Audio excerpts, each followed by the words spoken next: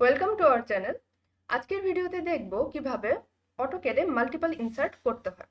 তো multiple insert বলতে বোঝায় যে মাল্টিপল কম্পোনেন্ট ইনসার্শন। তো অনেক সময় হচ্ছে একই কম্পোনেন্ট আমাদের বারবার ইউজ করতে হয়, তো তখন হচ্ছে যদি এই কমান্ডটি ইউজ করি তখন খুব ইজিলি খুব কম টাইমে হচ্ছে অনেকগুলো কম্পোনেন্ট একসাথে ইউজ করা যাবে। তো তার জন্য হচ্ছে প্রথমে অটোক্যাড ইলেকট্রিক্যাল সফটওয়্যারে যে কোনো ভার্সন ইনস্টল থাকতে হবে। কারণ হচ্ছে এই যে অপশন রয়েছে স্কেমেটিক প্রজেক্ট, এই দুটো হচ্ছে অপশন বা টুল শুধুমাত্র অটোক্যাড ইলেকট্রিক্যালে যে কোনো ভার্সনে পাওয়া যাবে। যদি নর্মাল অটোক্যাড থাকে তাহলে হচ্ছে এই দুটো অপশন পাওয়া যাবে না। তো এরপর হচ্ছে এই স্কেমেটিকের মধ্যে একটি অপশন রয়েছে যে মাল্টিপল ইনসার্ট, আর এর পাশে হচ্ছে একটি আইকন রয়েছে। তো আমরা যদি এখানে ক্লিক করি তো দেখতে পাচ্ছি যে মাল্টিপল ইনসার্ট আইকন মেনু রয়েছে এবং হচ্ছে মাল্টিপল ইনসার্ট পিক মাস্টার রয়েছে। তো দুটো হচ্ছে কোনটার কি কাজ সেটা হচ্ছে আজকে দেখব। তো প্রথমে হচ্ছে আমরা মাল্টিপল ইনসার্টে যাব আইকন মেনু। তো মাল্টিপল ইনসার্ট আইকন মেনু বলতে বোঝায় আমরা যে কোনো একটি কম্পোনেন্ট বারবার ইউজ করব। তো তার জন্য হচ্ছে আমি ধরে নিচ্ছি যে রিলে রয়েছে, আমি রিলে কয়েলটা হচ্ছে সবগুলো রাঙের মধ্যে ইউজ করব। তো তার জন্য রিলে কয়েল প্রথমে সিলেক্ট করব। দেন হচ্ছে বলছে যে ইনসার্ট কম্পোনেন্ট ফেন্স, মানে হচ্ছে আমার কোন পয়েন্ট থেকে কোন পয়েন্ট পর্যন্ত আমি কম্পোনেন্টে ইনসার্ট করব সেটা সিলেক্ট করতে হবে। তো তখন তার তার জন্য হচ্ছে আমি একটি স্ট্রেট লাইন ড্র করব, বা হচ্ছে স্ট্রেট লাইন না হলেও হবে যে যে লাইন অনুযায়ী আমরা ইনসার্ট করতে চাচ্ছি সেই লাইনটা হচ্ছে ড্র করব, যে কোন পয়েন্ট থেকে from which point to which point কোন পয়েন্ট পর্যন্ত ইনসার্ট করব সেটা হচ্ছে দিতে হবে এভাবে। দেন হচ্ছে প্রেস এন্টার। তো এন্টার প্রেস করলে এখানে হচ্ছে কয়েকটা অপশন দেখতে পাচ্ছি। একটি হচ্ছে কিপ অল ডোন্ট আস্ক, এরপর হচ্ছে নো স্কিপ দিস ওয়ান। তো হচ্ছে এর মিনিং কি সেটা হচ্ছে আজকে দেখব। তো আমরা নিচে দুটো অপশন দেখতে পাচ্ছি যে show edit dialog after each, আর হচ্ছে force component tag to pick. তো ফোর্স কম্পোনেন্ট ট্যাগ টু ফিক্সে যদি আমরা ক্লিক করি তার মানে হচ্ছে প্রথমে যে ট্যাগ রয়েছে কম্পোনেন্ট ট্যাগ, সেই ট্যাগটাই হচ্ছে সবগুলো কম্পোনেন্টে ইউজ করা হবে। কিন্তু আমরা হচ্ছে প্রতিটা কম্পোনেন্টের আলাদা আলাদা ট্যাগ ইউজ করতে চাই, তো সেজন্য হচ্ছে এই force component tag to fix আমরা হচ্ছে ট্যাগ ফিক্স করে দিব না, সেজন্য হচ্ছে এই অপশনটি সিলেক্ট করব না। তো এখন দেখি প্রথমে হচ্ছে কিপ অল ডোন্ট আস্কে কি হয়।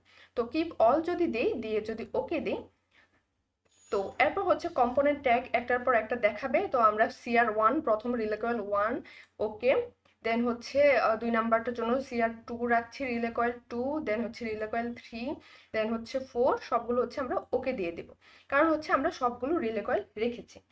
এখন আমরা যদি সেম কাজটাই আবার হচ্ছে রিপিট করব, মাল্টিপল ইনসার্ট আইকন মেনু, দেন হচ্ছে রিলে কয়েলই হচ্ছে আমরা আবার নিচ্ছি। নেয়ার পর হচ্ছে আবার সেম ওয়েতে from which point to which point point select করে দিব, দেন এন্টার। তো এখন হচ্ছে আমি যদি দেই no skip this, no skip to next, মানে হচ্ছে আমি এখন যে পয়েন্টে দিচ্ছি সেটা হচ্ছে স্কিপ করব।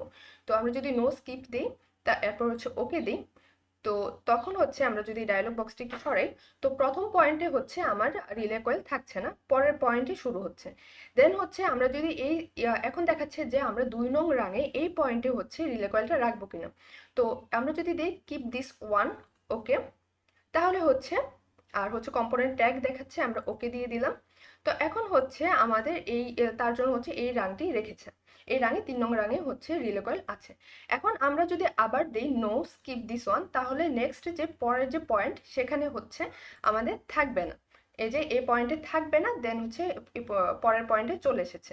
তো এটা হচ্ছে কিপ অল ডোন্ট আস্ক আর নো স্কিপ দিস ওয়ান, এই দুটোর মধ্যে পার্থক্য। আমরা যদি কিপ অল দেই তাহলে হচ্ছে সবগুলো পয়েন্টে চলে আসবে, আর যদি নো স্কিপ দেই তাহলে হচ্ছে যে কারেন্ট পয়েন্টটা শো করছে এই পয়েন্টে হচ্ছে দেখাবে না। তো আমরা যদি জুম করে দেখি তো দেখতে পাচ্ছি যে আমাদের যে পয়েন্টটি অ্যাক্টিভ রয়েছে সেটি হচ্ছে কালারটা একটু অন্যরকম দেখায়। তো এটা দিয়ে বোঝায় যে এই পয়েন্টে হচ্ছে আমার যে কম্পোনেন্ট রয়েছে কম্পোনেন্টটা রাখবে কি না। তো আমরা যদি নো স্কিপ দিই তাহলে স্কিপ করে, আর যদি হচ্ছে কিপ দিস ওয়ান দিই তাহলে হচ্ছে এই পয়েন্টে হচ্ছে কম্পোনেন্টটা থাকে। ওকে দিয়ে দিচ্ছি, ওকে। তো এটা হচ্ছে এভাবে হচ্ছে মাল্টিপল ইনসার্ট আইকন মেনু থেকে। এখন আরেকটা অপশন দেখছি মাল্টিপল ইনসার্ট পিক মাস্টার। তার জন্য হচ্ছে প্রথমে সরি, তো তার জন্য হচ্ছে প্রথমে আমরা আইকন মেনুতে যাব। আইকন মেনুতে গিয়ে প্রথমে একটি হচ্ছে পুশ বাটন প্রথমে সিলেক্ট করব। পুশ বাটন নর্মালি ওপেন, একটি হচ্ছে রাখলাম। ওকে। তো এখন যদি আমরা মাল্টিপল ইনসার্ট পিক মাস্টারে যাই, এর মিনিং হচ্ছে আমার একটি কম্পোনেন্ট অলরেডি আছে তার হচ্ছে কপি করা। তো আমরা হচ্ছে মাল্টিপল ইনসার্ট পিক মাস্টারে যদি সিলেক্ট করি, দেন হচ্ছে নিচে দেখাচ্ছে সিলেক্ট কম্পোনেন্ট টু কপি।